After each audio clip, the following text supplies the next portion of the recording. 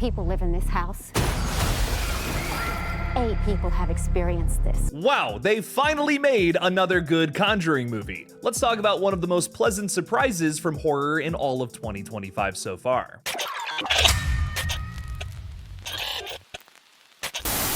Hey everybody, I'm Killjoy Jake, and instead of having friends, I have horror movies. If you like spooky, scary, jump scare movies just as much as I do, then make sure to subscribe to this page for more updates on upcoming releases. Also, the best way to support the channel is by becoming a channel member or Patreon supporter, where you'll get an extra review video each week. Thank you all so much for your support. Now let's get into the review. The Conjuring Last Rites flashes forward to 1986, when paranormal investigators Ed and Lorraine Warren traveled to Pennsylvania to vanquish a familiar demon from the Smurls family home. Ha, Pennsylvania. If you thought Ohio was scary, this is like the same thing, but twice the size. Last Rites has to be the most emotional entry in the entire Conjuring universe, with tons of callbacks to previous installments. Although the callbacks can get a little obnoxious at times, with one scare sequence being so ridiculous that it should have been removed from the film entirely, I can still confidently say that Michael Chavez has finally made a good Conjuring flick. I never thought I would say that in my life. Real quick sidebar on this though, I think that James Wan might have ghost directed this flick, because there's one of those crazy, insane camera movements in this flick that is just right out of a James Wan movie,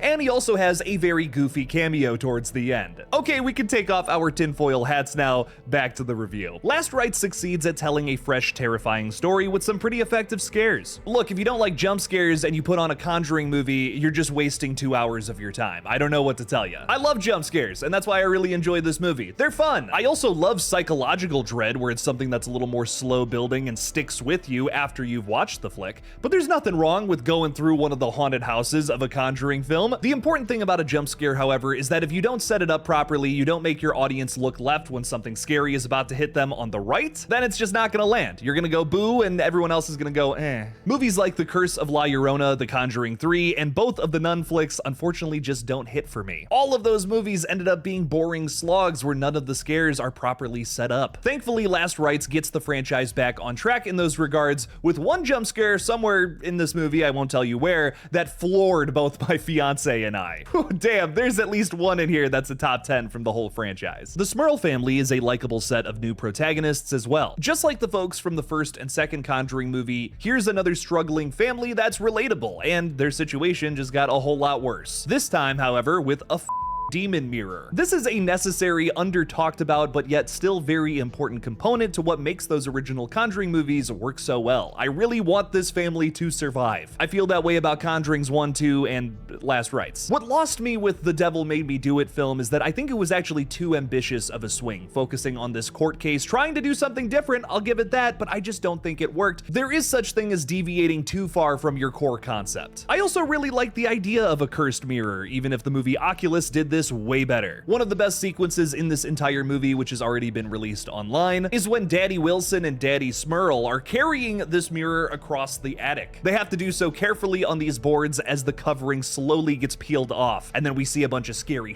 in the mirror. This scene shockingly results in some Hellraiser-style body horror that I really enjoyed. This flick, just like a lot of the other Conjuring movies, definitely comes off as a little bit of a pastiche, but I think the franchise has always done a very good job at honoring what came before it, opposed to just ripping it off. Like the first Annabelle movie, for example, is totally Rosemary's Baby, but does find a way to carve out its own path. The only real negatives I have about the flick is its constant callbacks to the past, and maybe trying to set up a phase 2 of this universe with Judy and her new boyfriend Tony. Like, no, this ain't gonna work without Patty Wills and Vera Farmiga. Also, there's so many Annabelle callbacks, and we don't even get to see Joseph Bishara as the spooky demon. I can't stress this enough when I say that this is shockingly one of the better Conjuring flicks in the whole bunch, but unfortunately it may feature one of the very worst scare sequences involving the Annabelle doll, and if you've seen the film, you definitely know what I'm talking about. Like, there's no like, oh, maybe it's this one, that one. No, there's one where it's like, that was just so bad. My eyes were rolling around my skull so hard they almost fell out. There is, however, some really emotional stuff with the Ed and Lorraine plotline that does work though. The cold open of this movie will bring you to tears unless you don't have a heart, with something that's a surprisingly somber tone setter. Something I immediately liked about Last Rites is that with its opening scene, it tells you that this is gonna be something different. It's not all focused on like jump scare, scary opening to tell you, hey, we're gonna have some monsters and they're gonna pop out of closets.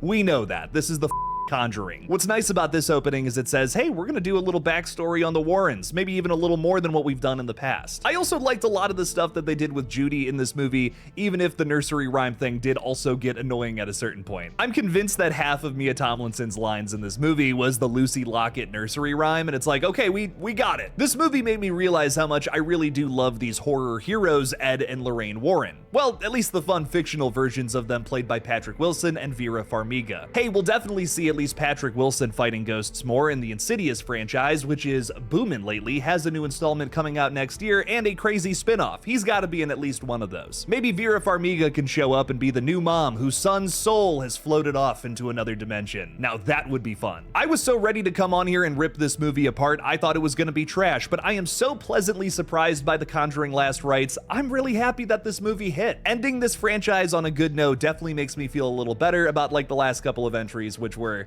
yikes. I would say that Last Rites is certainly a must-see for Conjuring fans. This is a great way to wrap up this starter horror franchise. I even plan on adding it to my movie shelf one day. Are you guys going to see The Conjuring Last Rites this weekend? Let me know down in the comments below. If you have already seen it, leave me a little review. Thank you all for watching, please subscribe, and as always, don't forget to kill it out there, y'all.